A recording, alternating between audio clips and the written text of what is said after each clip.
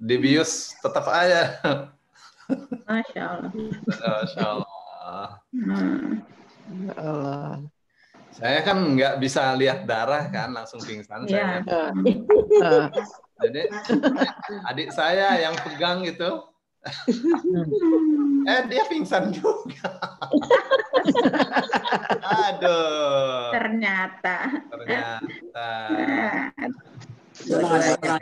Nggak tahan sama darah. Ada nggak tahan darah. Iya. Ini Ustadz, silahkan, monggo udah saya online kan? Ya. Terima kasih Pak Hari. Assalamualaikum warahmatullahi wabarakatuh. Waalaikumsalam. Selamat pagi semuanya. Sehat ya. Alhamdulillah. Terima kasih juga ucapan-ucapan dan doa-doa untuk Ustaz Solihin, Ustadz Bani, dan juga duka cita yang mendalam untuk Pak iparnya yang meninggal itu. Siapa? Kakak ipar Pak Bahdar. Allah maghfirlahu warahmatuh. Jadi mudah-mudahan kita semua dijauhkan dari bala juga ya, insya Allah diberikan kesehatan juga, dan yang sakit cepat diangkat penyakitnya. Amin. Ya. Amin. Baiklah, kita pagi ini akan membahas kitab Riyadhus Shalihin ya. Kemarin Ustadz bilang hari ini kita mau membahas hukum membaca Al-Quran di kuburan. Itu ya Ustadz? Iya. Ya. Silakan Ustadz, kita baca basmalah dulu. Bismillahirrahmanirrahim. Bismillahirrahmanirrahim. Assalamualaikum warahmatullahi wabarakatuh. Waalaikumsalam. Innal hamdalillah nahmaduhu wa nasta'inuhu wa nastaghfiruhu wa natubu ilaih. Wa na'udzu billahi min syururi anfusina wa sayyiati a'malina. May yahdihillahu fa huwal muhtadi wa may yudlil fa ulaika humul khasirun. Asyhadu an la ilaha illallah wahdahu la syarika lah wa asyhadu anna Muhammadan 'abduhu wa rasuluhu la nabiyya ba'dah. Allahumma shalli wa sallim ala nabiyyina Muhammadin wa ala alihi wa ashabihi wa azwajihi wa dzurriyyatihi والتابعين وتابع التابعين وتابعيهم بإحسان إلى يوم الدين أما بعد. Bapak Ibu yang dimuliakan Allah, kemarin kita sudah membicarakan tentang bagaimana menghadiahkan pahala bacaan Al-Quran untuk Nabi Sallallahu Alaihi Wasallam. Saya katakan bahwa itu selalu ada yang mengatakan ya, ada yang tidak. Itu namanya juga masalah fikih ini. Urusan fikih banyak ikhtilaf. Tuh, maka di sini kita haruslah berlapang dada karena kita pelajar, ya. Karena orang yang belajar itu kan akan tahu ya perbedaan pendapat dari sudut mana mereka menghasilkan pendapatnya itu. Ya, ini saya belum bisa share nih. Oh iya, sehat, benar sehat.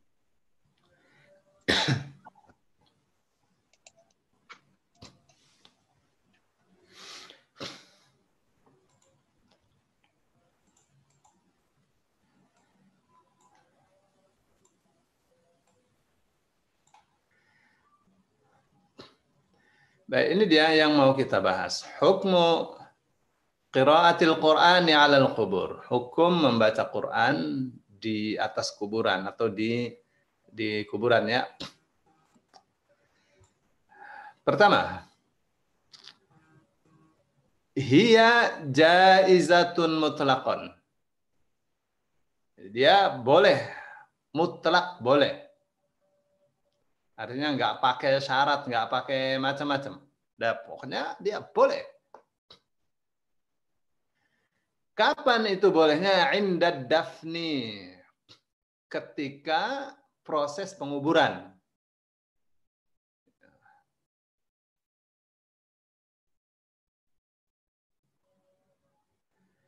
Jadi bukan setelah dikubur, ketika proses penguburannya. Ya. Mana dalilnya? Anna Ibn Umar awsa 'inda dafnihi biqira'ati suratil Baqarati Fatihaha wa khatimaha. Bahwa Ibnu Umar itu faqih, ya, salah seorang ahli fikihnya sahabat. Dia berwasiat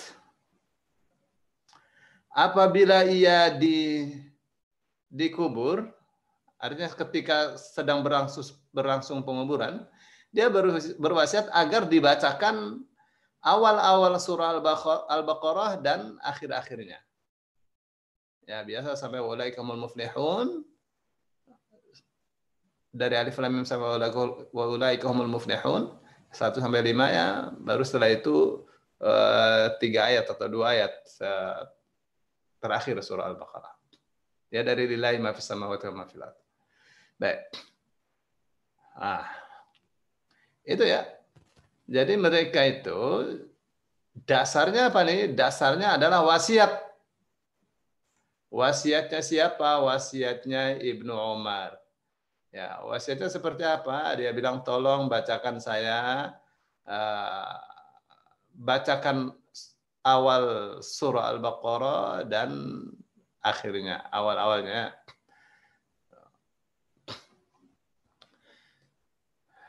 Ketika saya sedang dikubur. Itu tuh wasiatnya. Kenapa ini dijadikan dalil? Karena sahabat itu berbicara dengan pemahamannya akan aturan syariat. Nggak mungkin dia berwasiat tanpa memahami boleh atau tidaknya yang ia wasiatkan itu. Apalagi Ibnu Umar ya ahli fiqih lah.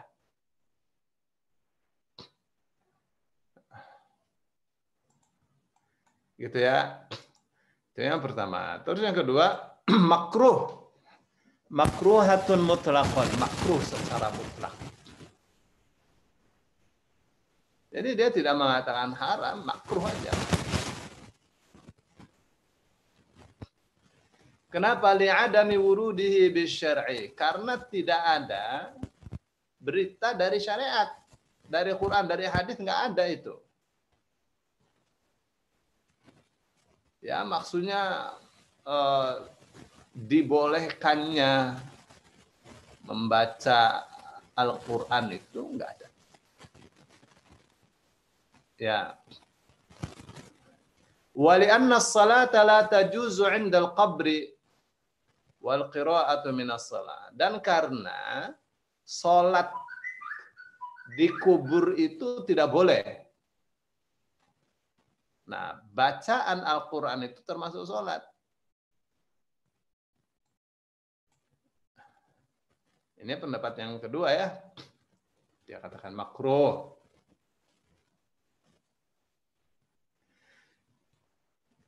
Nah, ini kesimpulan nih atau nomor yang ketiga nih, al-iktif at-tark.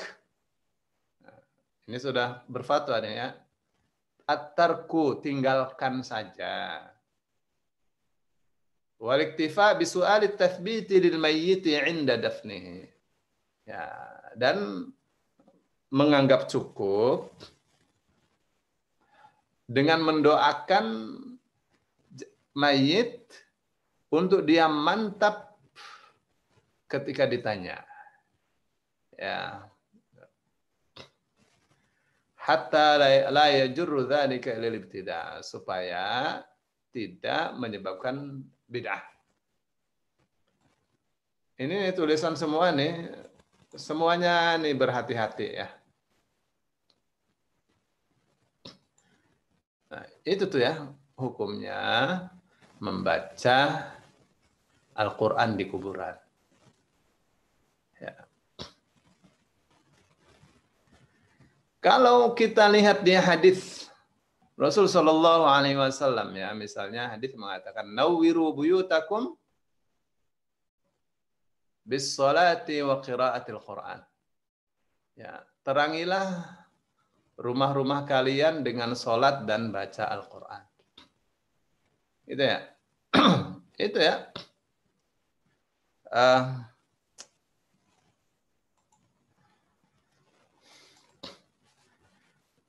Terus hadis yang lain mengatakan wala taj'aluha maqabir. Ya, dan jangan kalian jadikan rumah itu kuburan-kuburan. Mafhum mukhalafahnya gimana? Mafhum mukhalafahnya, rumah itu harus diterangi dengan sholat, diterangi dengan bacaan Al-Quran. Jangan dijadikan seperti kuburan. Kenapa? Karena kuburan bukan untuk sholat, bukan untuk baca Al-Quran. Gitu tuh, itu mafhum mukhalafahnya tuh. Nah, jadi jangan baca Al-Quran di kubur. Kok nggak ada yang mengharamkan? Itu tuh, karena ada ini ya, ada fatwanya Ibnu Umar tuh asalnya tuh.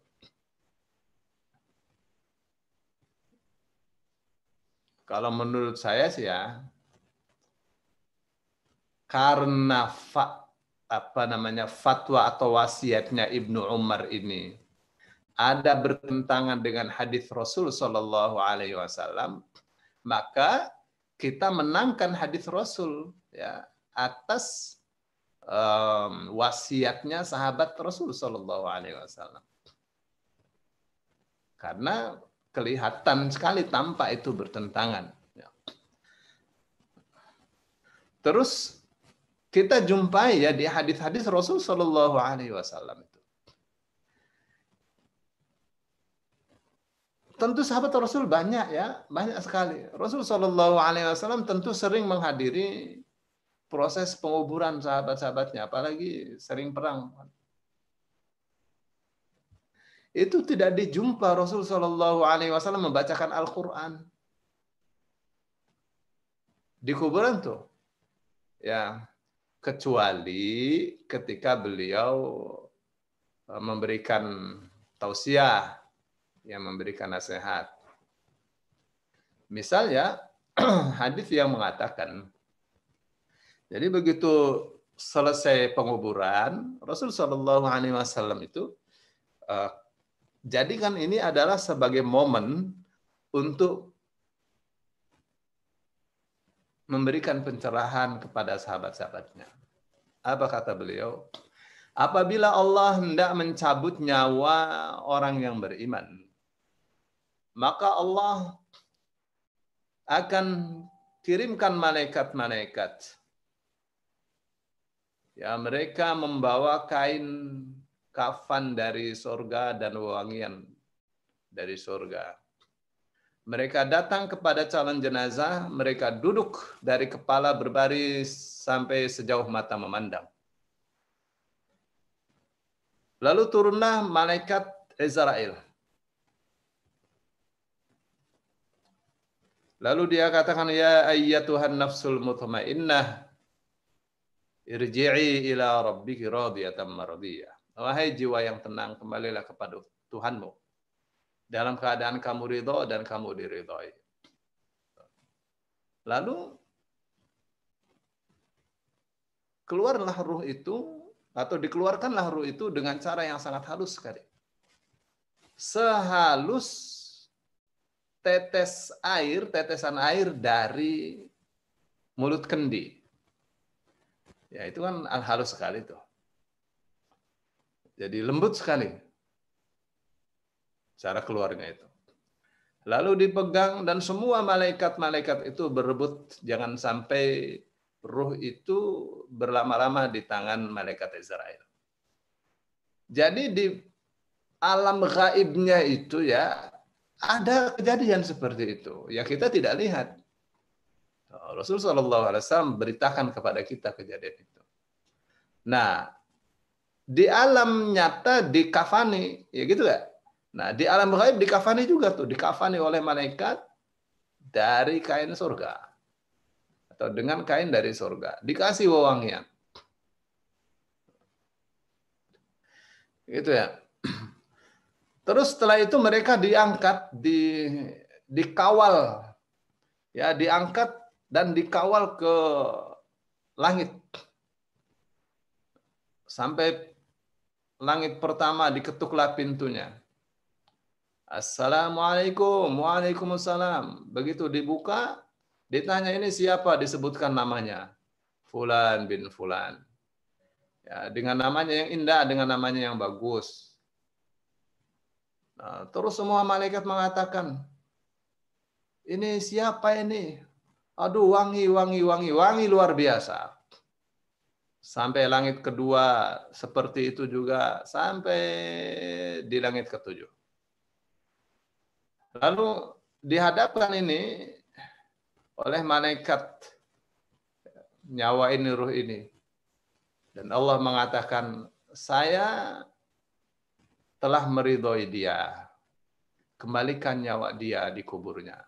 Dikawal lagi. Dikembalikan nyawanya di kuburnya. Ini hadis Rasul. Ya, panjang sekali hadis itu. Lalu dikembalikanlah nyawa dia di kuburnya. Lalu dia didudukkan dan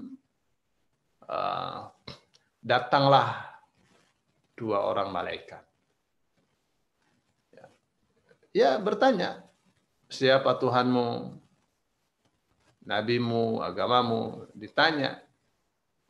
Ya, orang beriman ditanya gampang aja jawabnya. Malaikat itu datang ya dengan muka yang berseri-seri, indah sekali. Ya, setelah itu pergi malaikat, datang lagi satu orang dengan muka yang dengan apa namanya? Dengan rupa yang sangat tampan. Lalu dia tanya, kamu siapa? Saya adalah amalmu. Ya. Selamat kamu ya dengan hari yang sangat berbahagia buat kamu. Hari yang sangat mulia buat kamu.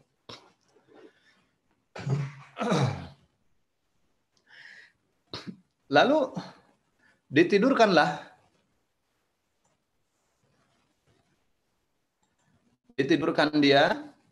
Allah perintahkan kepada malaikat untuk diluaskan kuburnya. Diluaskan kuburnya, dikasih permadani dari sorga. Ya, wewangiannya, bunyi-bunyiannya disampaikan kepada dia pagi dan petang. Sampai kiamat. Tuh, maka orang yang beriman pengennya cepat-cepat kiamat supaya cepat masuk surga. Berharap mereka itu. Jadi di alam kuburnya saja, Masya Allah ya, dimuliakan betul oleh Allah Subhanahu Wa Taala. Tuh. Nah, berbeda dengan orang kafir, kalau mau dicabut nyawanya, itu Allah kirimkan malaikat-malaikat dengan muka yang sangat menyeramkan, menakutkan sekali. Mereka membawa kain perca, kain serbet dari neraka.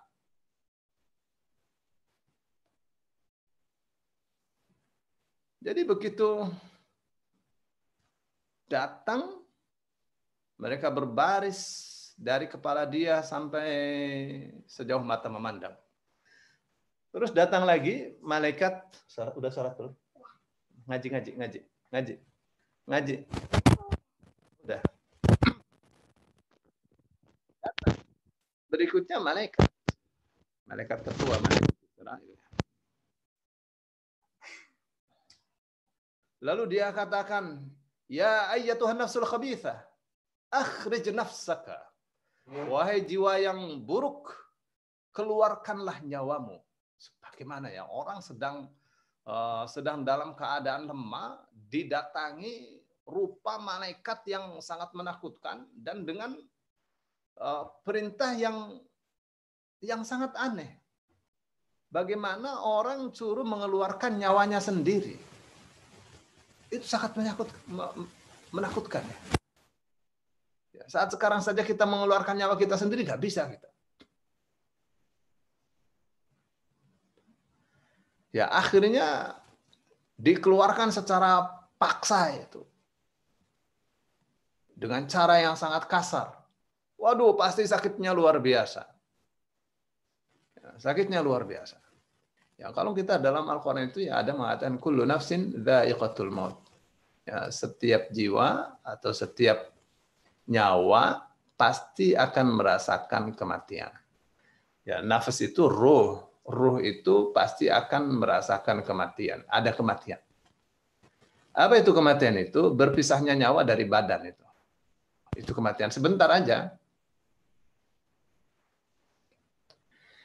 Ya, dan ini ditakdirkan oleh Allah, ruh ini sebagai barang atau sebagai makhluknya yang kekal. Ya, seperti surga, neraka. Itu makhluk Allah, Allah takdirkan untuk menjadi kekal. Jadi mereka buru-buru itu ya cepat-cepat diambil nyawa itu, ditaruh di kain perca, baunya luar biasa. Nah, lalu diangkat oleh malaikat untuk dilaporkan kepada Allah Subhanahu wa taala keadaan orang kafir ini. Nah, sampai di langit pertama mau diketuk pintu ya. Assalamualaikum. Waalaikumsalam. Siapa ini? Kita nih. Itu yang dibawa siapa?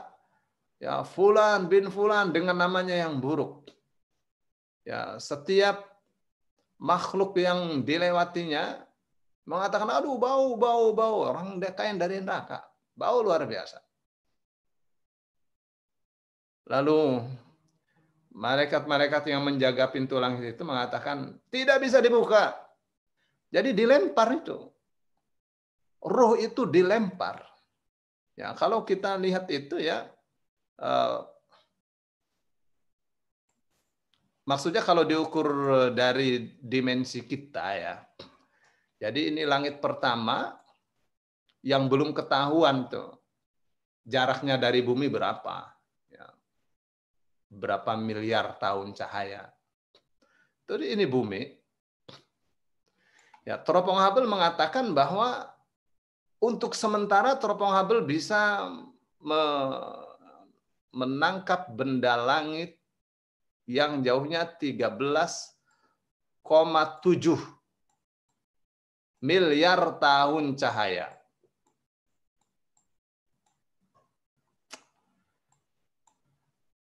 Nah, dilempar dari sini nyawa tuh sampai ke kubur dia. Nah, saat itulah Rasul Shallallahu Alaihi Wasallam membacakan ayat. Nah, gitu ya. Saat itulah Rasul Shallallahu Alaihi Wasallam membacakan ayat. Jadi membacakan ayatnya bukan dalam rangka membaca Al-Quran, tapi berdalil dengan apa yang dikatakannya bahwa nyawa itu dilempar dari ketinggian yang manusia nggak tahu ukurannya. Manusia nggak tahu ukurannya, tinggi sekali itu. Ya, Yusuf jatuh dari jarak yang cuma paling berapa? 2 meter kali mah. Teningal sobek kayak. Ini dia dilempar dari langit ya.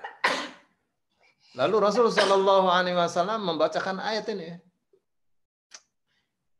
وَمَنْ يُشْرِكْ بِاللَّهِ فَكَأَنَّمَا خَرَّ مِنَ السَّمَاءِ فَتَخْطَفُهُ الطَّيْرُ أَوْ تَهْوِي بِهِ الرِّيحُ فِي مَكَانٍ سَحِيقٍ. Dan barang siapa musyrik menyekutukan Allah dengan lainnya, maka seolah-olah ia jatuh dari langit. Tuh. Itu Rasul Shallallahu Alaihi Wasallam menerangkan ayat itu seperti ini dengan gambaran yang seperti itu. Jatuh dari langit, fatakhtafu tayru, lalu disambar oleh burung. Au tahwi bihir rihu fi makanin sahiq, atau diombang-ambingkan oleh angin menuju tempat yang sangat curam. Nah, itu tuh yang pernah Rasul Shallallahu Alaihi Wasallam baca di kubur itu. Ya, itu satu ya. Terus yang kedua, Rasul Shallallahu Alaihi Wasallam pernah sholat di kubur. Padahal hadisnya mengatakan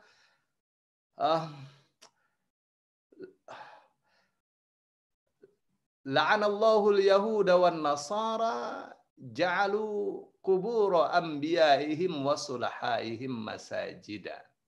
Allah melaknat orang-orang Yahudi dan Nasrani karena mereka menjadikan kubur para nabi dan orang-orang saleh mereka sebagai masjid.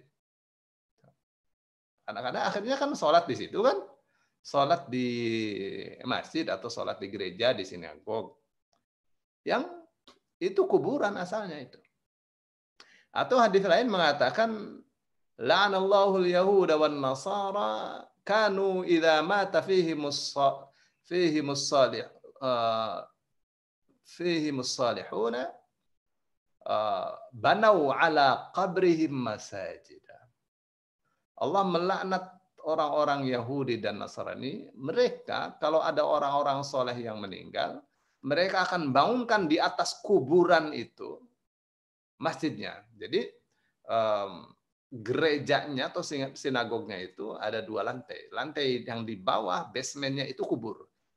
Kubur. Di atasnya masjid, gereja itu. Ya boleh. Ya, Allah melaknat itu. Terus hadis mengatakan lagi,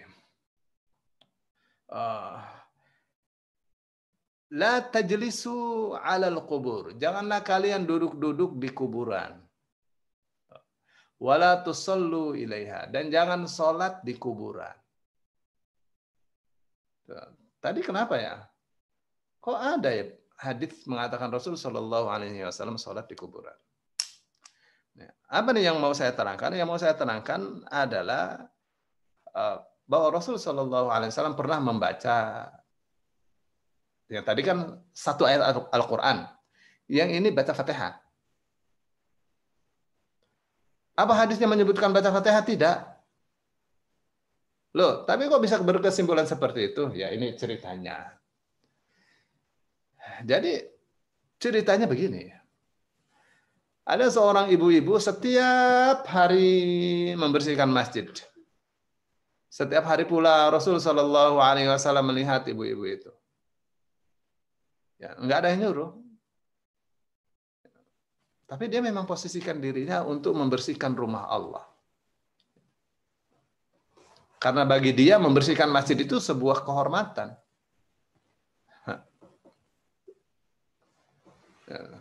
Satu ketika Rasul Shallallahu Alaihi Wasallam tidak menjumpainya. Kok nggak ada? Akhirnya Rasul Shallallahu Alaihi Wasallam tanya kepada para sahabat. Mereka mengatakan, ya Rasulullah, dia sudah meninggal. Nah, Rasul Shallallahu Alaihi Wasallam ada marah ya kepada sahabat. Kenapa tidak diberitahu? Nah itu tuh dari hadis ini nih, makanya ada semacam pengumuman kematian ya. Inna lillahi wa inna ilaihi raji'un. Itu dari hadis ini nih ya. Jadi bukan seperti yang dikatakan oleh sebagian kawan ya, bahwa itu bid'ah. Enggak ada tuh hadisnya tuh. Ya, istimbat itu tidak harus tekstual ya. Kenapa? Karena di dalam teks itu ada pesan. Akhirnya dikasih tahu oleh sahabat, ditunjukkan kuburannya. Nah, Rasul Shallallahu Alaihi Wasallam datang di situ, beliau menyolatinya. Nah, sholat kan pasti baca Fatihah. Tuh bagaimana dengan sabdanya sendiri bahwa tidak boleh sholat di kubur? Ya, menurut Ibnu Taimiyah, ya sholat Rasul Shallallahu Alaihi Wasallam di kubur itu ya berbeda dengan sholat biasa. Sholat jenazah itu hanya mendoakan saja. Ya. Bacaan Fatihahnya itu sebagai tawasul.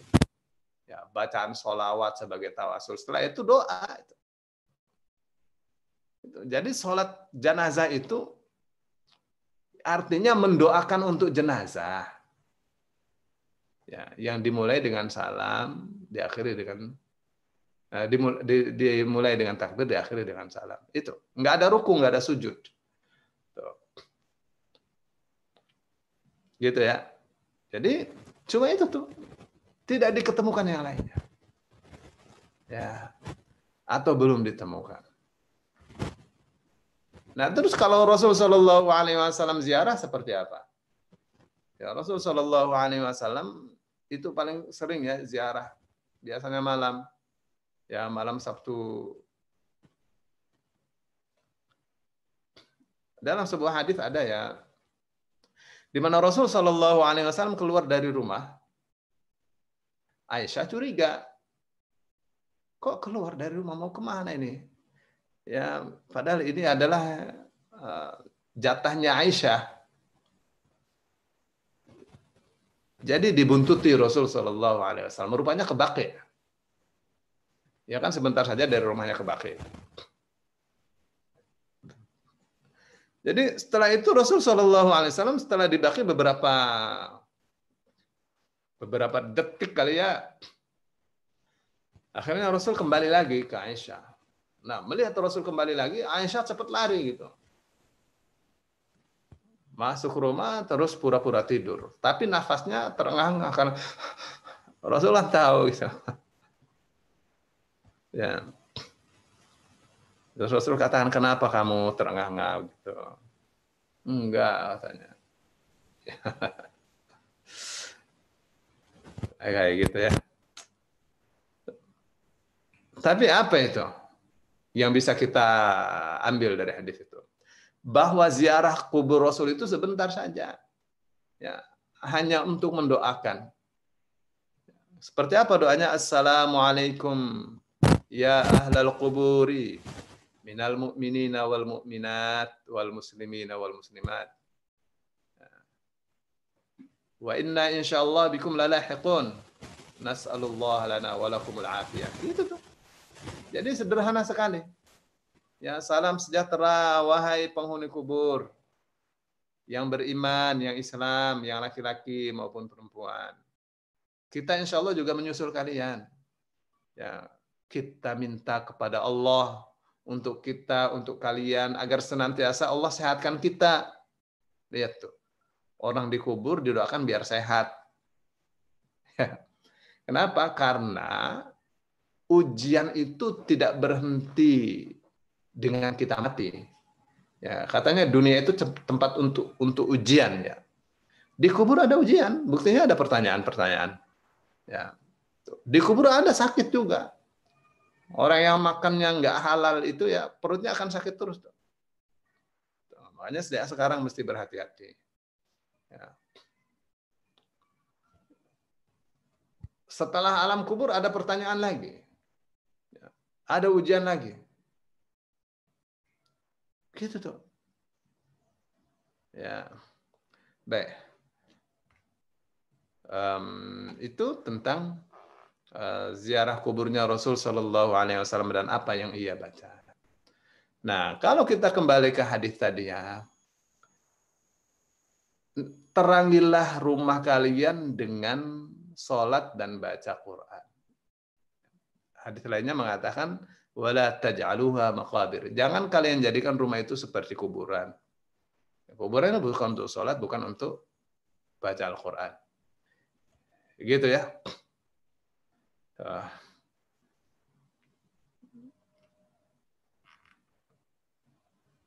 Maka memang seperti itu ya kesimpulannya ya, bahwa baca Al-Quran di kuburan itu makruh secara mutlak.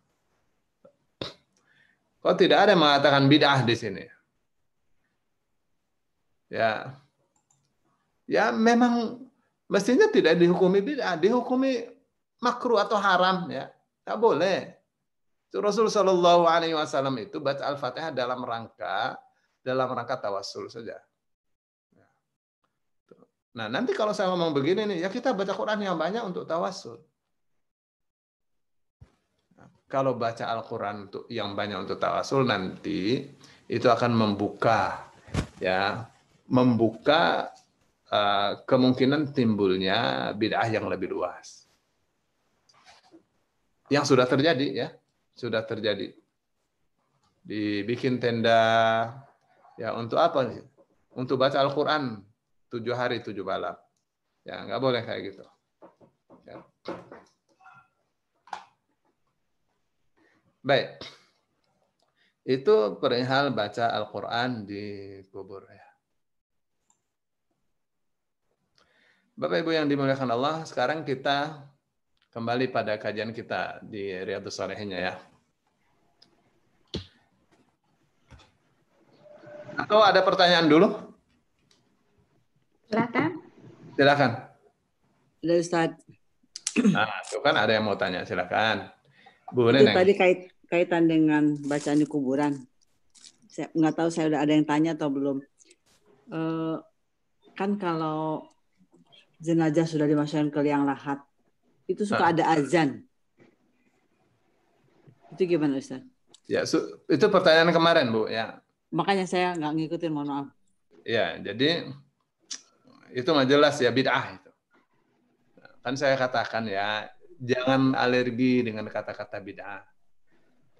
Kenapa? Karena ini yang memperkenalkan Allah dan Rasulnya. Ya, kenapa siapa sih itu yang pertama kali membuat aturan kalau jenazah dikuburkan di adani gitu. Itu perlu dicari juga tuh ya. Tuh Parizkon tuh bisa dijadikan sebagai bahan tesis tuh ya. Ya kalau misalnya ada yang mengatakan yang paling sahih dari hadis itu adalah Sahih Bukhari gitu. Nah, yang membuat pernyataan seperti itu siapa itu? Ya. Kalau dalam fikih misalnya kita baca tahiyat ya. Allahumma shalli ala sayyidina Muhammad wa ala ali sayyidina Muhammad kama shallaita ala sayyidina Ibrahim wa ala ali sayyidina Ibrahim. Itu dalam mazhab Syafi'i itu dipertanyakan itu. Ini siapa yang pertama kali membubuhkan kata sayyidina di dalam salatnya? Kenapa? Karena itu penting ya. Rasul katakan salatlah kalian sebagaimana kalian melihat aku salat. Salat salawatnya Rasul itu enggak pakai sayyidina gitu. Dan Rasul sallallahu alaihi wasallam mengajarkannya juga tidak pakai sayyidina. Ya. Nah, khusus untuk di dalam sholat tuh jadi masalah. Di luar sholat nggak masalah. Di luar sholat nggak masalah. Kita mengatakan Nabi kita, Rasul kita, Sayyidina nggak masalah. Di dalam sholat nggak masalah. Nah, itu ya, itu jadi masalah tuh. Siapa ini yang pertama kali membubuhkan kata Sayyidina? Nah, sekarang ya siapa ini yang pertama kali ngajarin orang yang dikubur itu sedang dikubur diadzani gitu.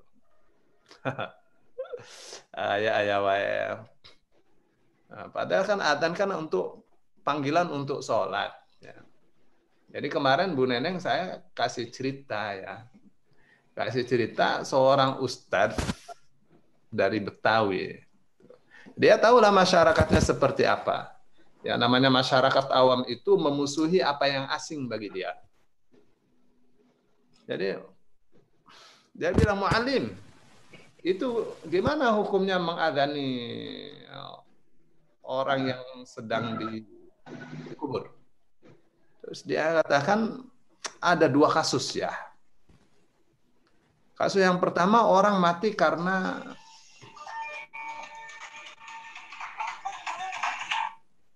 halo? Yang siapa nih? Ya, Aziz ya. Nah.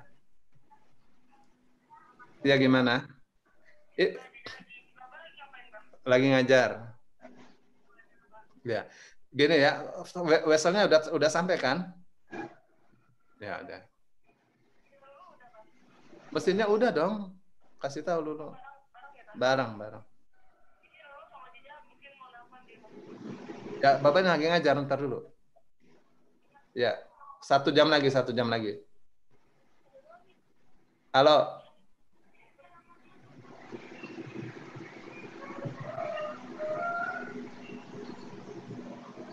Halo, Lulu, Aziza. Bapak lagi ngajar, ntar 1 jam lagi ya? Iya.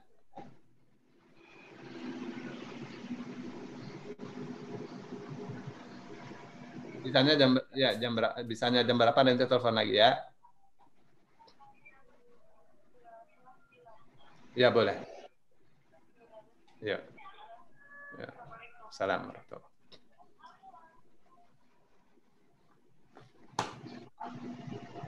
Jadi dia katakan Yang pertama itu kasus orang yang mati karena nenggak gitu. Nggak sholat ya. Terus diadani saat dikubur. Terus dia bangun gitu. Loh ya gue aja waktu hidup nggak sholat. Sekarang lu kok ajak gue untuk sholat gitu. Nah, memang kalian ini bodoh semua itu. Gue masih hidup saja nggak sholat, ini mati suruh sholat. Terus mati lagi. Nah, ya cerita-cerita lelucon kayak gitu maksudnya untuk supaya tidak marah gitu jamaahnya. Dan mereka sadar bahwa itu tidak masuk akal. Di akal saja nggak masuk, apalagi syariat. Ya. Yang satu muallim yang meninggal, ustadz gitu. Diadani. Terus dia bangun. Lo ya ngaji pada bertahun-tahun ngaji nggak hafal-hafal, nggak ngerti-ngerti. Adzan itu untuk panggil orang sholat. Aneh kan mati, orang mati suruh sholat. Udah pada gila nih kalian semua. Gitu tuh ceritanya orang Betawi ya.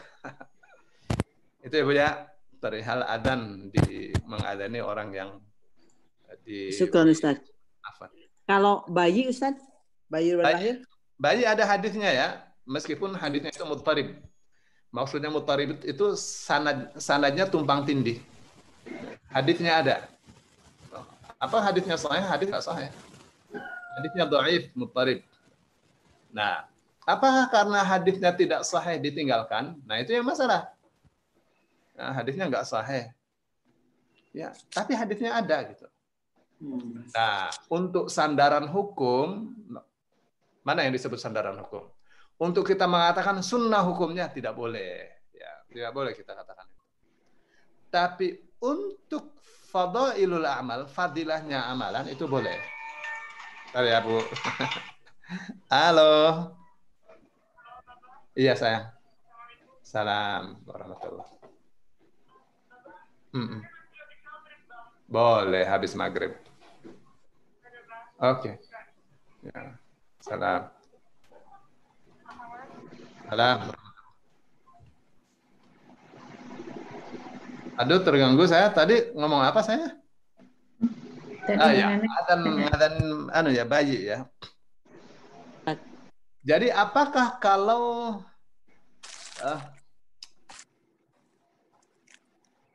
hadisnya dhaif itu kita tinggalkan saja. Ya. Ya kalau ditinggalkan saja juga boleh juga sih. Ya, karena kan asalnya boleh. Ya, asalnya boleh. Jadi kembali pada hukum asal. Tapi kalau dijadikan sebagai untuk fadhailul amal itu saya kira lebih baik. Tuh, mengingat Imam Ahmad bin Hanbal mengatakan i'malul kalami khairum min ihmalihi. Jadi memfungsikan informasi itu lebih baik daripada menyia-nyiakannya. Kan itu kan ada informasi tentang mengadani dan mengiqomahi bayi. Ya, ada hadisnya, muttarib. Ada yang mengatakan kalau bayi dilahirkan itu bukan diadani gitu, tapi ditahnik. Ya, tahnik juga ada juga. Tahnik juga ada juga. Ada yang mengatakan orang berdoa kok habis sholat terlambat. Enggak terlambat. Ya. Seorang ya alim orang itu. Dia mencibir orang yang berdoa habis sholat. Orang berdoa kok habis sholat. Saat sholat orang berdoa itu. Terlambat kalau doa habis sholat. Enggak terlambat. Ya, doa apa kabar saja boleh. Ya. Kenapa tuh? Karena dia memahami hadis itu menurut saya ya, sepotong. Atau enggak lengkap ya. Kan hadisnya mengatakan doa fi duburi kulli salatin qaminun ayyustajaba lahu. Doa di duburnya setiap sholat itu lebih mungkin untuk dikabul. Ya. Nah, duburnya sholat, bahasa Arab nih ya. Dubur itu ada dua macam ya. Ini bangunan ya. Nah, bagian belakangnya ini disebut dubur. Ya, bagian belakangnya ini disebut dubur. Jadi sebelum salam kita berdoa yang banyak. Ya, oke. Yang kedua, dubur itu adalah halaman belakang. Duburul bait, halaman belakang rumah. Tuh, sholatnya sudah salam, kita berdoa. Begitu tuh, ya hadis tuh. Tuh, jadi nggak terlambat orang berdoa setelah sholat selesai. Baik, jadi gitu ya, Bu Neneng. Jadi ada hadisnya. Iya, syukron Ustaz. Afwan. Ada lagi silakan. Pak Ustadz, Assalamualaikum. Indah Pak Ustadz. Ya, silakan Bu Indah. Mau tanya berkaitan dengan yang tadi ditanyakan oleh Ibu Neneng. Iya. Kalau misalnya kita melakukan itu pada saat menguburkan, mengazankan dan melakukan hal-hal yang sebenarnya tidak dilakukan, itu efeknya terhadap si mayit bagaimana Pak Ustadz? Saya pernah dengar katanya si mayitnya yang menanggung dan sebagainya. Itu bagaimana Pak Ustadz? Terima kasih. Ya, mayit ya tidak menanggung dosa orang lain lah. Ya, nggak menanggung. Masing-masing orang menanggung dosanya sendiri. Ya. Jadi efeknya kepada mayit nggak. Jadi secara logika dia tidak bersalah. Yang salah orang yang masih hidup. Ya. Yang salah orang yang melakukannya ya Pak. Ya, yang melakukannya dan orang yang diam saja. Ya. Ya, kita kan sudah tahu adat kebiasaannya kan. Jadi yang sudah tahu ngomong sama panitia, mohon ya saat proses penguburan jangan ada adzan, nggak ada ajarannya gitu. Ya, harus ngomong saat itu yang paling tepat. Ini terkadang ya orang yang nggak pernah sholat pun pengen adzan ya supaya kelihatan oleh orang banyak. Ya, ngomong, ya jadi dipesenin. Saya kira itu ya. Baik Pak Ustadz. Terima kasih Pak Ustadz. Sama-sama. Jadi supaya pendidikan itu bisa berlangsung dengan cara yang mudah. Ya silakan. Saya tanya Kang Ustadz. Ya Pak Muhammad silakan. Hukumnya tawasul di depan makam Rasulullah gimana? Tawasul di depan makam Rasul Shallallahu Alaihi Wasallam. Itu ya kita kalau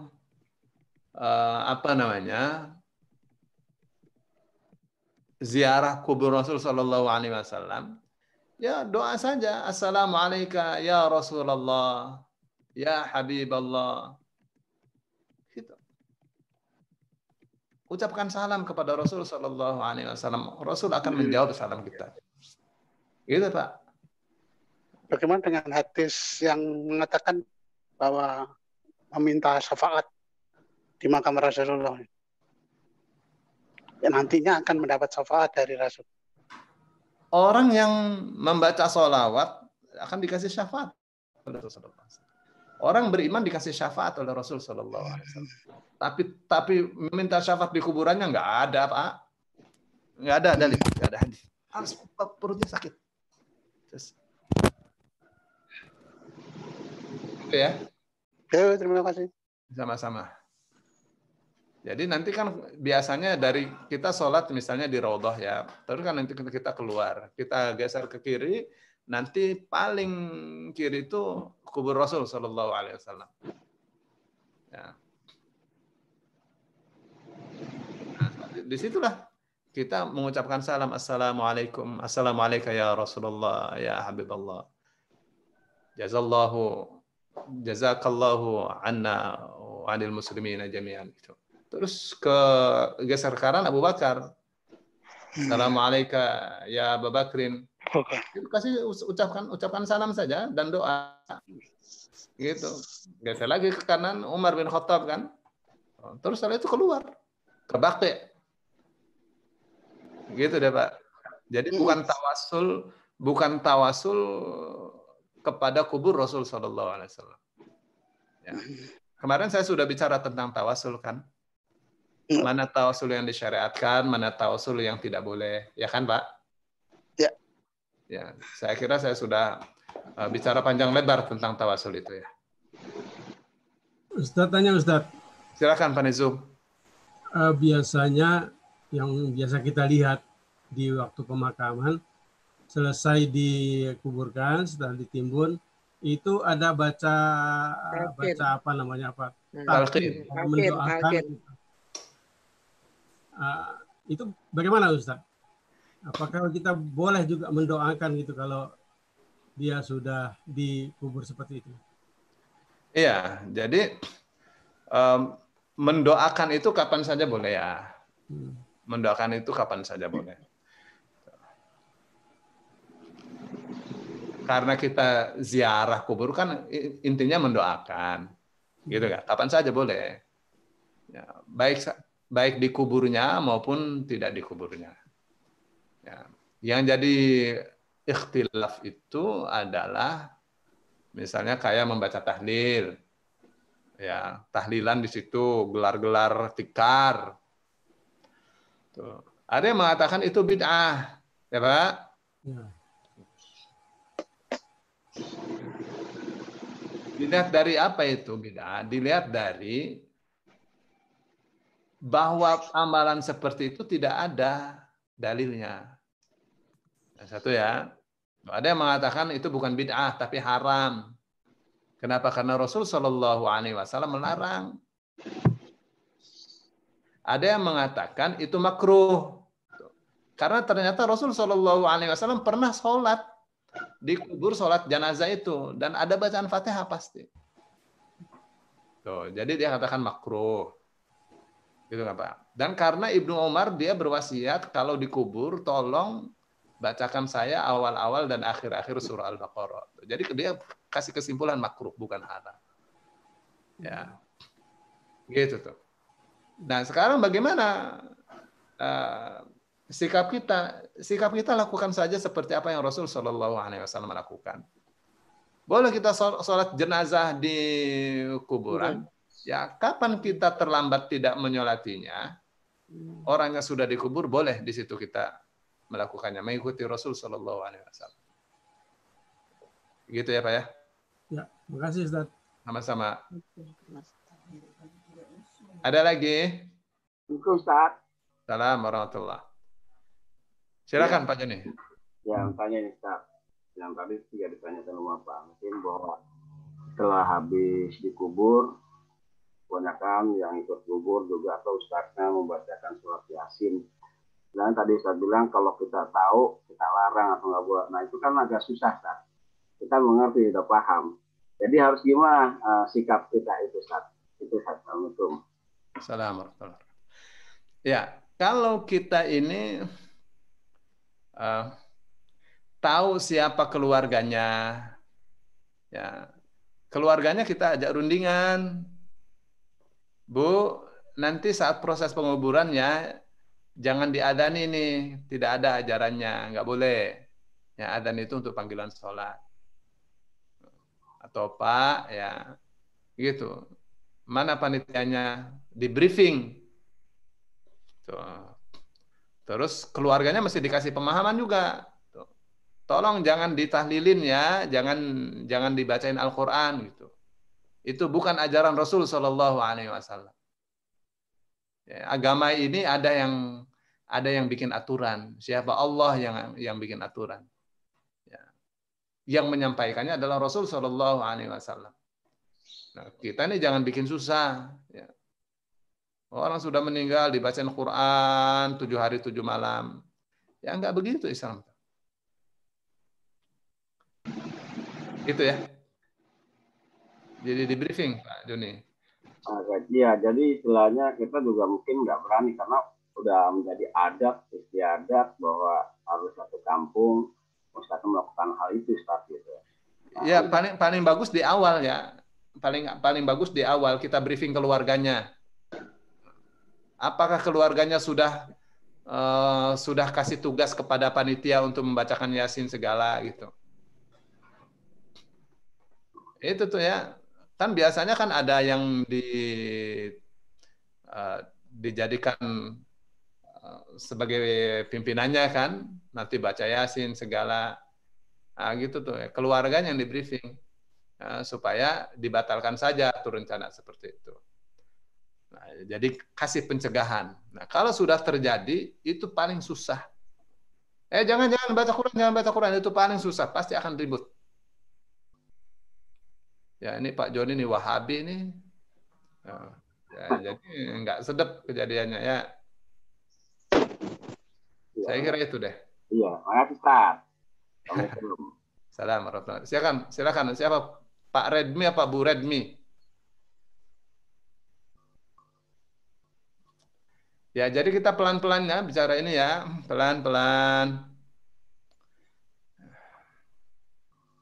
Kalau tidak ada, ini masih Ustaz. Silakan. Tanya Ustaz. Ya. Ustadz, saat yang paling kritis buat jenazah adalah pada saat peziarah keluar dari kubur. Karena dia akan mulai ditanya oleh malaikat, Ustadz. Apakah ada doa khusus atau upaya khusus yang harus dilakukan oleh keluarga? Ya, tadi saat dikubur itu sebenarnya, atau setelah proses penguburan, Rasul Shallallahu Alaihi Wasallam perintahkan kita untuk mendoakan agar Allah mantapkan dia dalam menjawab pertanyaan-pertanyaan malaikat. Pertanyaannya mudah saja. Tapi boleh jadi dia ketakutan. Gitu. Tapi bagi orang yang beriman nggak begitu kata Rasul Sallallahu Alaihi Wasallam. Adapun orang yang beriman, apabila ditanya siapa Tuhanmu maka dia jawab dengan tegas. Ya, berarti Allah lah. Dan seterusnya gitu ya. Lalu Rasul Sallallahu Alaihi Wasallam bacakan ayat yusabbitullahu alladzina amanu bil qawli tsabiti fil hayati dunya fil akhirah. Ya, orang-orang yang beriman itu dimantapkan kata-katanya oleh Allah baik di dunia maupun di akhirat. Mantap dia menjawab. Tapi kalau orang kafir ditanya siapa Tuhanmu, dia kata la adri. Saya nggak tahu. Padahal tahu gitu. Tapi kalau dia jawab nanti akan pertanyaannya akan lebih sulit ya. Dikiranya kalau dia mengatakan tidak tahu akan bebas dari hukuman. Gitu ya Bu ya. Jadi nggak ada usaha dari keluarga untuk doa atau apa sesudah? Ya, doa boleh. Doakan. Ya, doakan. Gimana sih mendoakannya? Ya Allah, mantapkanlah dia dalam menghadapi pertanyaan para malaikat itu. Pakai bahasa Indonesia saja. Oke. Itu namanya soal tathbit inda dafni gitu. Yang tadi kita baca ya. Yang tadi kita baca tuh mana ya?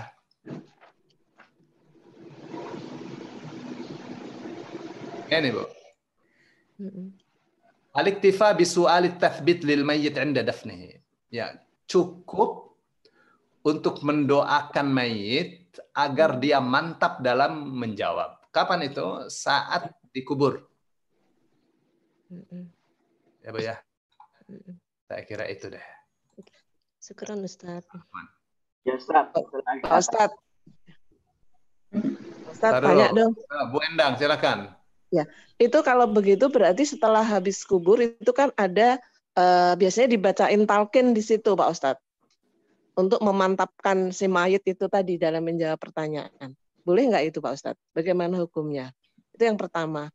Yang kedua, saya kemarin lihat pemakaman artis itu dalam pada waktu proses pemakaman itu sambil mereka itu yang ngubur itu sambil itu surat bacain Yasin, tapi bukan dibaca sih, jadi dihafalin gitu Yasin itu. Itu yang kedua. Yang ketiga, bagaimana hukumnya kalau kita itu ziarah ke makam wali, Ustaz? Boleh apa tidak? Gitu. Terima kasih Pak Ustaz. Assalamualaikum. Assalamualaikum. Ziarah ke makam wali, ya hukum ziarah sih kembali pada sebelumnya ya. Jadi gini ya, maksudnya gimana?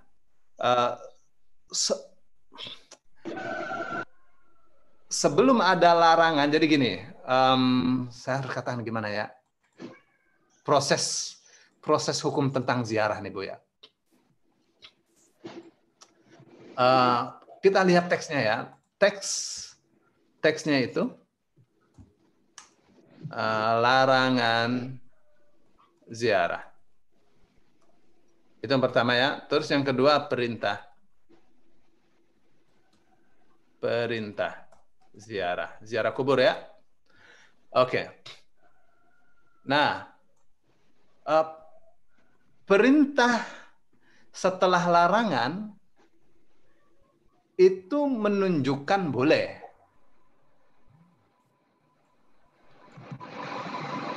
Begini ya, hadisnya mengatakan kuntu nahaitukum an ziyaratil qubur. Rasul katakan gitu. Saya pernah larang kalian ziarah kubur. Ala fazuruha. Diingat-ingat. Sekarang silakan kalian ziarah kubur. Kenapa? Waktu pertama kali Rasul melarang mereka ziarah kubur, itu karena akidah mereka belum kuat. Ya masih minta-minta di kuburan, minta-minta orang yang sudah dikubur gitu. Minta-minta kepada orang yang sudah dikubur. Nah, maka Rasul larang gitu untuk mencegah bahayanya syirik. Nah, begitu akidah sahabat sudah pada kuat mengerti hak-hak Allah, hak-hak hambanya, maka Rasul perintahkan untuk ziarah. Ya, karena ziarah kubur itu bisa mengingatkan kematian. Nah, sekarang kasus ya ziarah di makam para wali. Saya sudah katakan ya bahwa untuk seperti ini pasti saja banyak pendapat ya. Pasti saja banyak khilaf. Ada yang mengatakan bid'ah.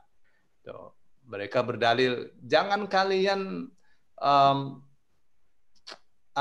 memaksakan diri untuk ziarah kecuali di 3 tempat saja. Ya, di mana tuh? Masjidil Haram, Masjidku ini dan Masjidil Aqsa. Pada selainnya tidak usah. Nah, sekarang kita mau ziarah ke makam wali boleh? Ya kembali hukumnya boleh. Boleh ya, yang penting prosesi ziarahnya benar. Ya, bukan baca Yasin, tahlilan segala. Ya, mandi kembang dulu dan seterusnya. Nah, yang penting prosesnya yang benar. Niatnya yang benar. Jangan ziarah niatnya pengen kaya. Kiainya bilang saya sudah buktikan ya, sudah mujarab bertahun-tahun siapa saja yang ziarah di makam wali ini hidupnya itu akan dimudahkan oleh Allah. Kalau jualan akan laris, kalau seperti itu. Nah, itu yang nggak boleh. Itu namanya tabarruk bil kubur. Ya, meminta berkah dengan di kuburan. Di kubur itu nggak boleh. Ya, itu ya Bu ya. Terus yang kedua apa tadi? Ini saya yang terakhir dulu. Ini Ustadz yang itu pemakaman dalam proses pemakaman Yasin, itu. Ya. Iya. Tadi baca mereka ngapalin gitu Ustadz. Iya, sama saja itu namanya baca. Iya, sama aja ya. Ya, nggak boleh. Ya, tinggalkan saja itu. Tinggalkan saja. Ya, meskipun kita nanti akan jumpa ya di Riyadhus Shalihin itu di ada bab ya yang mengatakan bahwa membaca sedikit Al-Qur'an di kubur itu boleh. Tuh. Tapi kalau membacanya banyak kan semakin bagus kalau menghatamkan Al-Qur'an. Di Riyadhus Shalihin sendiri itu ada tuh teksnya tuh. Nah, itu ya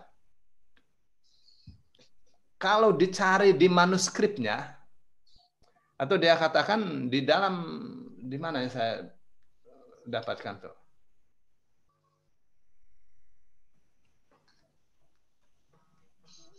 Imam Nawawi mengatakan bahwa Imam Syafi'i itu berpendapat bahwa kalau menghatamkan Al-Qur'an di kuburan itu lebih baik.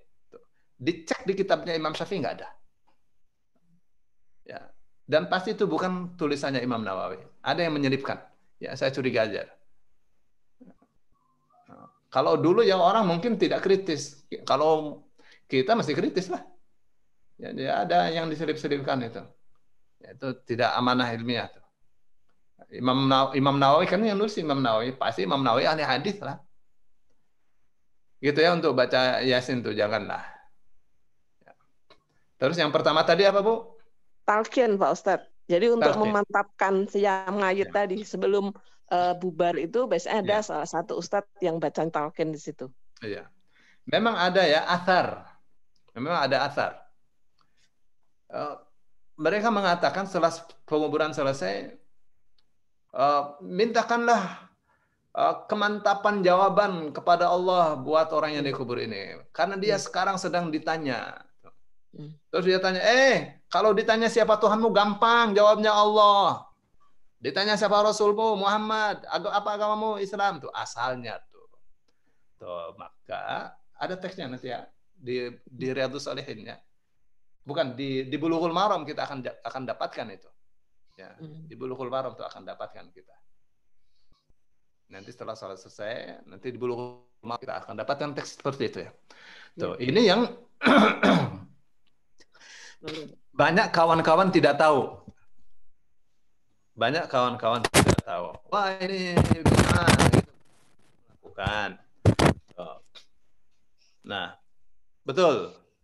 Ya, Rasul SAW tidak lakukan. Tapi mereka mengatakan, mintalah kepada Allah at-tathbit ya lil mayyit 'inda dafnihi fa innahu al-ana yus'al. Mintalah tathbit, mintalah kemantapan jawaban buat si mayit ini karena dia sekarang sedang ditanya. Terus ya berdoa, didoakan gitu kan. Terus ada yang mengatakan, kalau kamu ditanya siapa Tuhanmu, jawab Allah ya, kamu kan dengar gitu. Ya, orang yang meninggal kan dengar juga, Bu. Tapi kalau menurut hemat saya ya, sudah tidak berguna. Tidak berguna ajaran mengajari orang yang sudah meninggal, nggak berguna. Kalau berguna, orang kafir ditalkin aja. Kamu jangan salah ya kalau didatang malaikat, siapa Tuhanmu? Allah. Meskipun kamu kafir, nanti kamu lulus. Nggak berguna, Bu. Nggak berguna. Tuh, kalau kata Kiai Said Agil Siraj ya, Gus Dur sampai sekarang belum ditanya oleh malaikat. Karena orang yang ziarah kubur banyak, tidak berhenti-berhenti.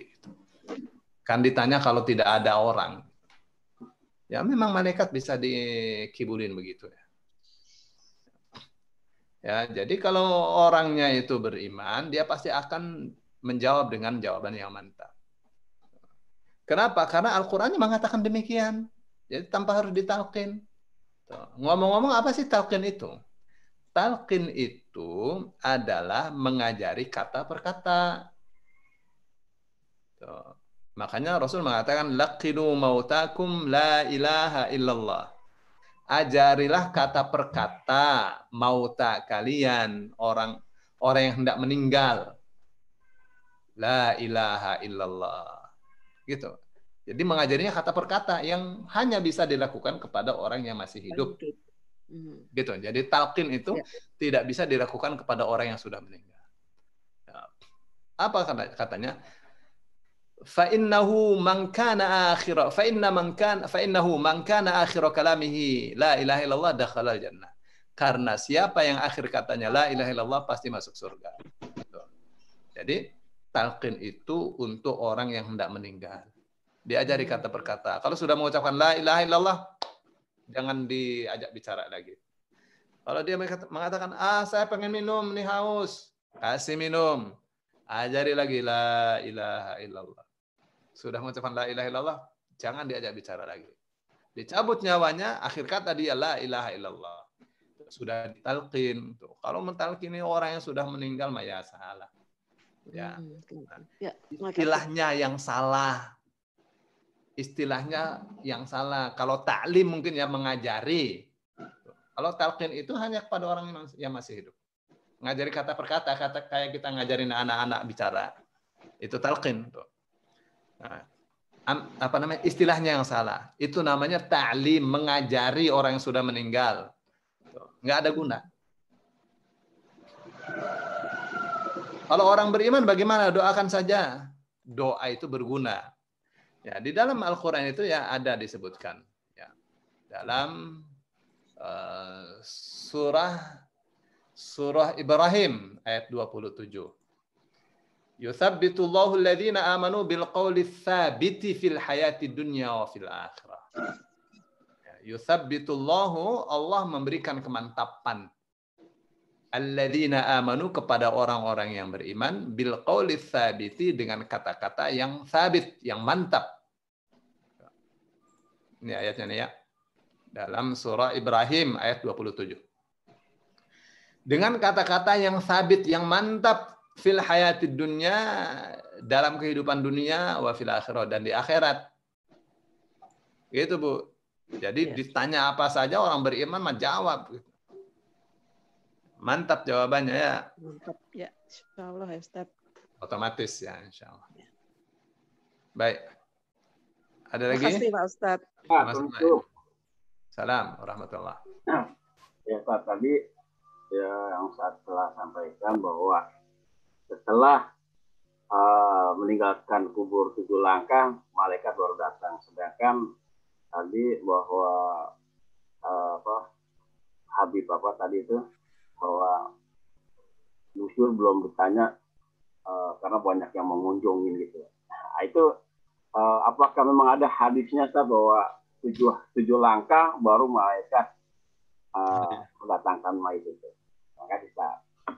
Hadisnya ada. Ya, tapi malaikat itu nggak bisa dikelecehin ya. Wah, supaya nggak ditanya-tanya 7 hari 7 malam dibacain Al-Quran di situ, tetap aja ditanya, nggak dianggap itu sama malaikat kayak gitu. Ya Pak ya.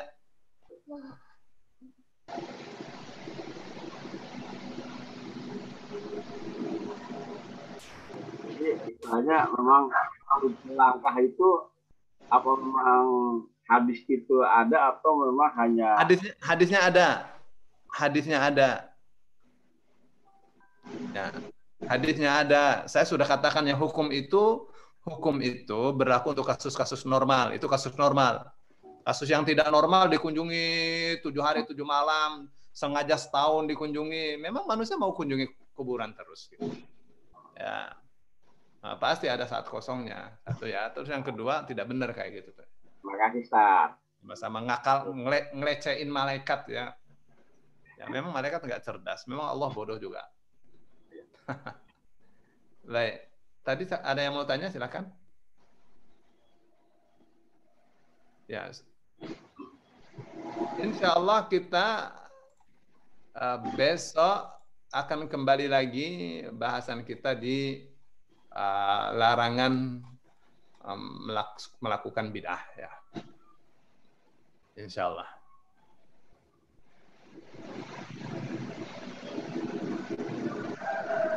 Bun, ini sudah tidak ada pertanyaan nih. Ya. Cek dulu di YouTube. Ya, silakan.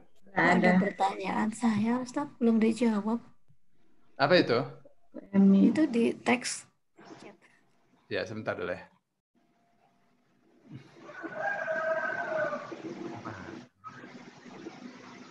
Kemarin saya tanya itu, Ustaz. Nah, sebentar.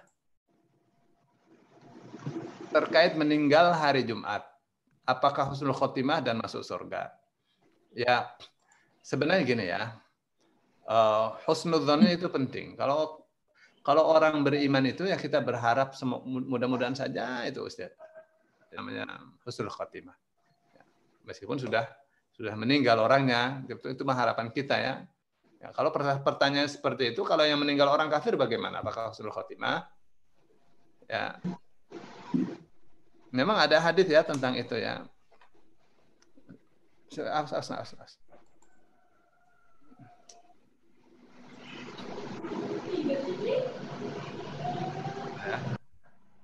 Nah.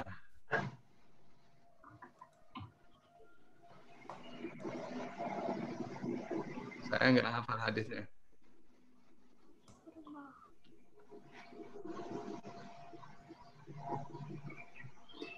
Ya.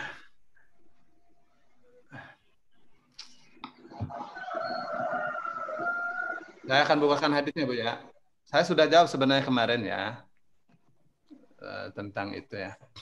Kayaknya Ustadz malah bilang tunggu dulu karena mau dicarikan hadisnya. Iya, nih sekarang ya hadisnya nih. Mana tadi?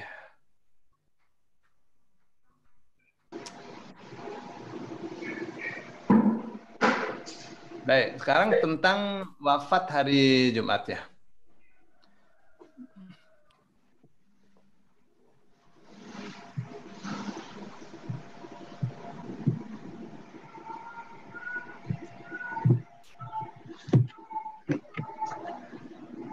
Fadlu man mata yaumal Jum'ah. Ya, fadilahnya orang meninggal di hari Jumat. Saya mau Bin Baz ya. Saya ambil ini dari Bin Baz ya. Ini pertanyaan Ibu nih ya. Hal man yamutu yaumal jum'ati yujaru min adzabil qabri. Apakah orang yang meninggal hari Jumat itu akan dijauhkan dari adab kubur? Wal jazaa'u yantabiqu ala yaumil wafah. Apakah masalah balasan itu terkait dengan hari kematian?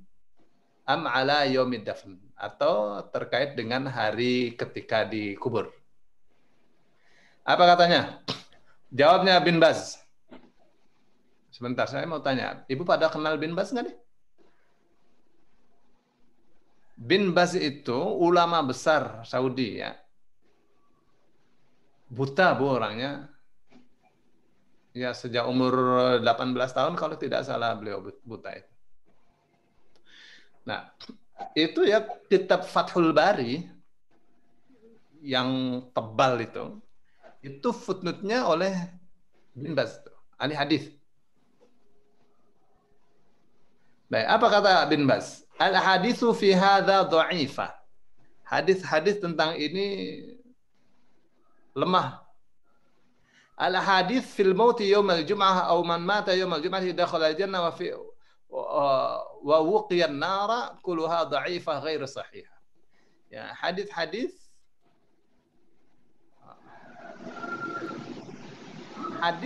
yang mengatakan bahwa orang yang meninggal di hari Jumat pasti masuk surga, dijauhkan dari neraka. Semuanya dhaif. Semuanya lemah, tidak sahih. Man mata 'ala al-khair wal istiqamah dakhala al-jannah. Siapa yang meninggal dalam keadaan baik, istiqomah menjalankan ajaran Rasul, ajaran Allah, pasti masuk surga. Baik di hari Jumat maupun tidak hari Jumat. Man mata ala dinillahi ala tauhidillahi wal ikhlasi lahu fahuwa min ahli jannah. Siapa yang meninggal di atas ajaran Allah, tauhid Allah, ikhlas karena Allah, maka dia termasuk ahli surga. Fi ayyi makanin mat, fi ayyi zaman, dimanapun dia meninggal, di hari apapun dia meninggal, begitu dan seterusnya. Saya kira itu ya, saya kira itu cukup ya. Makanya tadi saya katakan ya, kalau yang meninggal orang kafir gimana? Ya, jadi husnul khotimah itu sebenarnya tidak terkait dengan hari meninggal. Ya, kaitannya dengan apa? Husnul khotimah itu kaitannya dengan iman di akhir hayatnya. Dia meninggalnya itu dalam keadaan iman apa tidak? Itu dia. Boleh jadi dia meninggalnya dalam keadaan tidak beriman dan hari Jumat. Gitu ya. Ya, terima kasih Ustadz. Jadi kan selama ini kita atau saya gitu taunya kalau hari Jumat selalu baik seperti itu. Jelas sekali penjelasannya. Tambah sedikit. Ya. Kalau orang meninggal itu kan dilihat dari wajahnya, ada yang wajahnya tersenyum, ada yang wajahnya bersih. Nah, konotasinya dengan husnul khotimah. Maaf ya kalau tanya agak naif, tapi ya. Jadi Aisyah itu ya, beliau mengatakan gini, waktu Rasul Shallallahu Alaihi Wasallam belum wafat, saya selalu bersuudzon. Kalau ada orang meninggalnya dalam keadaan susah, ya terlihat wajahnya itu tidak senang, wajahnya tidak berseri. Saya bersuudzon nih orang nih su'ul khotimah. Orang ini meninggalnya dalam keadaan tidak baik. Begitu Rasul Shallallahu Alaihi Wasallam wafat di pangkuan saya, kata Aisyah, anggapan seperti itu jadi hilang. Ternyata Rasul Shallallahu Alaihi Wasallam wafatnya juga dalam keadaan susah, terlihat susah. Ya, Rasul Shallallahu Alaihi Wasallam beberapa hari sebelum wafat itu beliau mengatakan, Aisyah ini usus saya seperti terpotong-potong. Ya, karena pengaruh 3 tahun yang lalu diracun oleh wanita Yahudi. Lalu Rasul katakan, saya sudah dapat izin dari istri-istri untuk saat sakit ini di rumahmu. Kata saya, ya Mari. Lalu Aisyah katakan, Rasul Shallallahu Alaihi Wasallam itu kan suka siwak. Lalu saya tawarkan siwak kepadanya. Dan Rasul ada di pangkuan Aisyah. Rasul menganggukkan kepalanya. Lalu saya ambil siwak, saya kletekin kulitnya itu. Saya kupas. Lalu saya gigit-gigit supaya seratnya halus.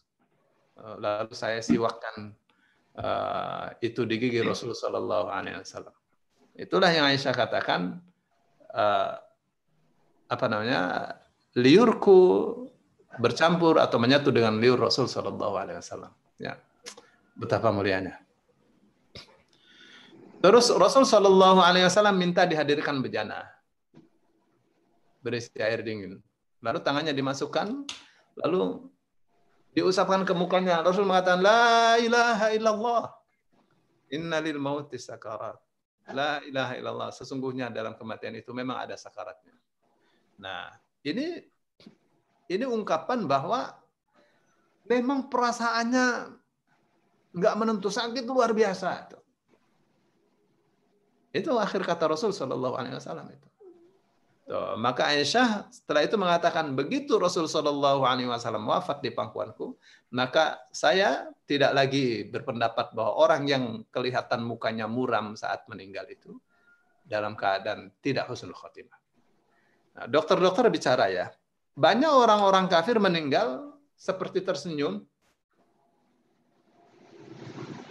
Ya, ditaruh fotonya di Kompas di mana, udah meninggal tersenyum. Dokter-dokter bilang kalau sudah 6 jam itu urat-urat itu mengendur, jadi kelihatan tersenyum. Ya.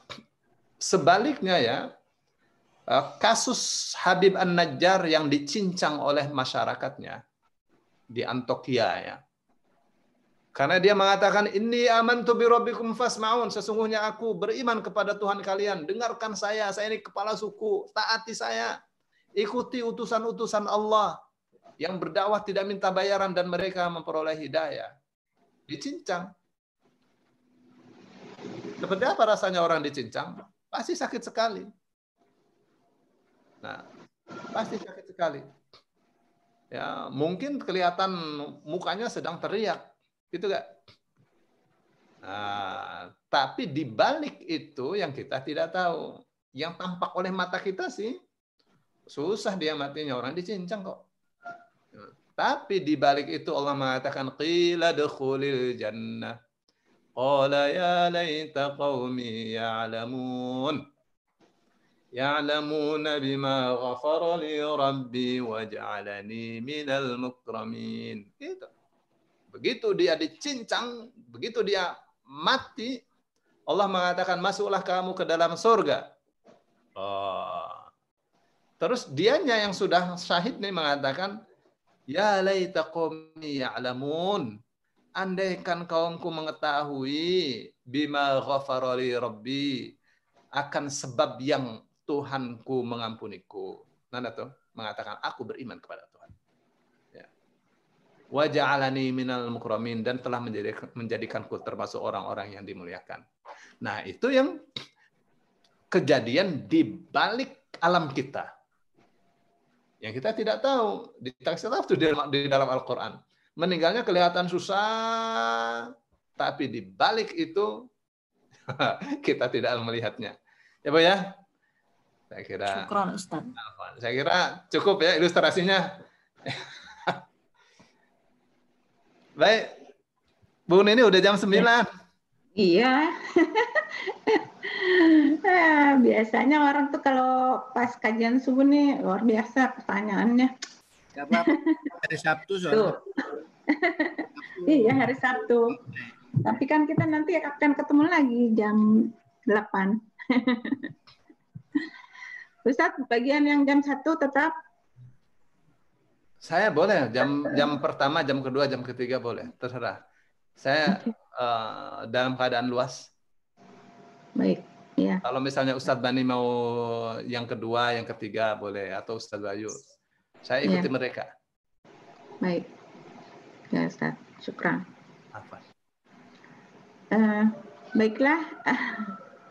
Terima kasih banyak Ustadz sudah memaparkan mengenai membaca Al-Quran di kuburan dan juga mengingatkan kita selalu menerangi rumah dengan sholat dan baca Al-Quran. Insya Allah kita jalankan pelan-pelan. Mudah-mudahan kita bisa istiqomah seperti itu. Ya. Baiklah teman-teman, kita sudahi dulu ya kelas ini. Kita akan bahas lagi besok pagi dengan mungkin masih tema yang sama. Belum tahu saya masih ya. Oke. Ya. Tapi sudah tidak bicara tentang ini ya Bu ya. Sudah tidak bicara tentang baca Quran di kuburan apa segala sudah. Ya. Itu sudah finish. Finish. Kalau mau tanya-tanya sih boleh. Iya. Baiklah, kita tutup kajian ini dengan ucapan hamdalah. Subhanakallahumma wa bihamdika. Jazakumullah khairan katsira atas kehadirannya. Assalamualaikum. Terima kasih Pak Ustadz. Terima kasih Pak Ustadz. Terima kasih Bu Nini. Syukran Ustadz. Cepat sembuh. Assalamualaikum.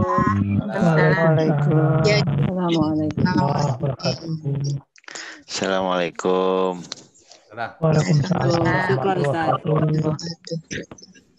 Syukron. Barakallah Pak Ustadz. Waalaikumsalam. Sama Bu Eva. Masya Allah. Karima.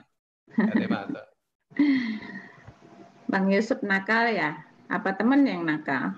Aduh, Yusuf, Masya Allah. Temen yang nakal ya, Bang Yusuf ya? Bocah namanya bocah. Bapaknya juga dulu begitu. Jangan nggak nurun. Buah jatuhnya nggak jauh-jauh. Bener. Saya ada kawan saya kepalanya bocor sama saya, Bu.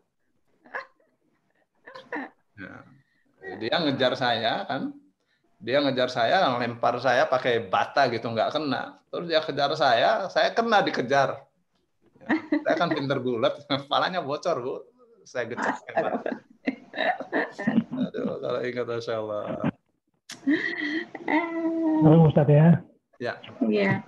Seperti ngaca dengan diri sendiri ya Ustadz. Berkaca. Ya Allah. Baiklah Pak Faris, silakan kalau mau digembok kelasnya. Ya. Bu Erni, teman-teman yang lain terima kasih banget sudah hadir di kelas kita ini, luar biasa banget interaksi kita 50 orang di sini. Sekali lagi terima kasih Ustaz Solihin. Terima kasih teman-teman semuanya.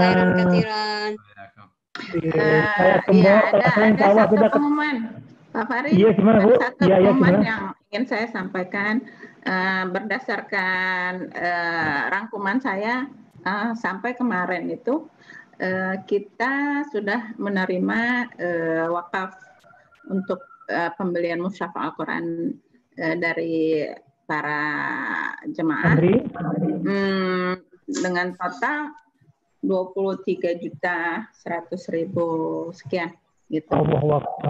Bu Nini, masih ada yang belum saya masukkan. Di saya ada masuk 5 juta. Iya, insya Cash, Allah. tapi saya belum bisa transfer, masih cash. Ya, hari Senin berarti. Boleh Bu ini. Ya. Insya Allah saya cek lagi di rekeningnya Bu Nini, di rekening kolanya. Ya. Jadi supaya nanti bisa terdefinisi untuk betul-betul terbagi peruntukannya Bu Nini. Ya, insya Allah aku update hari ini. Ya, saya mau laporan Bu Nini, Pak Fari. Ya. Jadi kemarin tuh ada jamaah kita ya, nggak mau disebut namanya, saya juga nggak bisa tanya karena dia mengatasnamakan hamba Allah ya. Kirim beras 2 karung. Ya. Terus ada kirim uang 5 juta untuk Quran, 500 untuk santri. Allah yang beras ini kan pasti untuk pesantren tuh ya. Iya. 2 karung tuh, banyak sekali, karung besar. Allah Akbar. Ini udah 2 kali nih datang ke rumah nih. Model seperti ini. Dari jamaah kita, Pak. Nggak mau diketahui namanya. Iya, Jadi di saya itu berarti Bu Nini uang untuk mushaf ada 8.500.000. Ya. Nanti digabungkan beras saja. itu, Pak, yang beras itu saya akan kirimkan mungkin Kamis Jumat. Mungkin hari Rabu saya akan hari Rabu setelah ngisi pengajian di Bu Anna ya. Iya. Iya. Nanti saya langsung bertolak ke Indramayu. Indramayu, Ustaz. Hati-hati Ustaz ya. Yang menurut saya banyak anak yatimnya. Iya. Iya. Alhamdulillah, terima kasih untuk para santri yang sudah sedekah dari ya. Insya Allah kita terima dengan baik dan kita laksanakan amanahnya, insya Allah. Amin. Ya. Set apa Set? Indramayu di mana Set? Indramayunya di Trisi, Pak. Jadi kalau lewat itu keluar di Cikedung, Pak. Dari Celeng masuk lagi Set? Kalau dari Celeng ke arah Losarang, Pak, Jangga. Oh, sana. Jangga masuk. Dekat dengan Loyang, Pak. Loyang. Iya, Set. Insya Allah, Set. Saya orang tua asalnya Set, almarhumah Set. Indramayu. Indramayu kita Set. Wong Reang ya. Wong Reang. Ketemu di sini satu kampung. Berkah. Wasilah Bu Nini nih. Ya. Iya, alhamdulillah Mas Ansel ya. Kan kita menggapai kebaikan ini, ya kan?